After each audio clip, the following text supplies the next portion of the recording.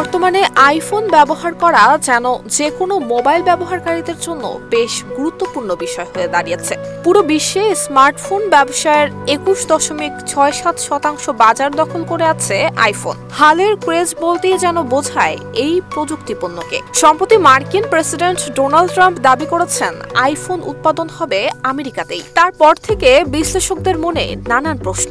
আসলেই কি made in America iPhone সম্ভব, নাকি পুরোটাই ট্রাম্পের অর্থহীন লম্ফঝম্প?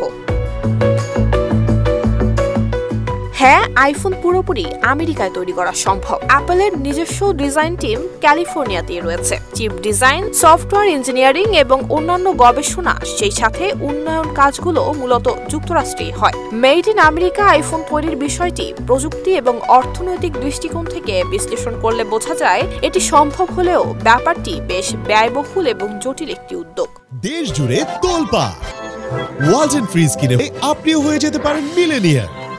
চ্যালেঞ্জ হয়ে দাঁড়াবে মূলত দুটি বিষয়। প্রথমত, আইফোনে ব্যবহৃত হাজারো ক্ষুদ্র যন্ত্রাংশ যেমন চিপ, সেন্সর, ডিসপ্লে, ব্যাটারি ইত্যাদি বিশ্বের বিভিন্ন দেশ থেকে আসে। বিশেষ করে চিপসেট, ক্যামেরা মডিউল এবং ডিসপ্লে আসে দক্ষিণ কোরিয়া, জাপান, তাইওয়ান এবং চীন থেকে। আর এইসব কাজ যদি যুক্তরাষ্ট্র নিজের কাঁধে তুলে নিতে চায়, তবে শুধুই শ্রম খরচই বর্তমান দামের চেয়ে 25% বাড়তে পারে, যেখানে একটি আইফোন 16 প্রো ম্যাক্সের দাম পৌঁছাতে পারে $3500। আর এর পাশাপাশি উৎপাদনের অবকাঠামো গড়ে তুলতে নতুন কারখানা, প্রশিক্ষণ ইত্যাদি খরচে কয়েক মিলিয়ন ডলার লেগে যাবে, যার ফলে একটি আইফোন কিনতে গ্রাহককে খরচ করতে হতে পারে অতিরিক্ত $200 থেকে $300 পর্যন্ত।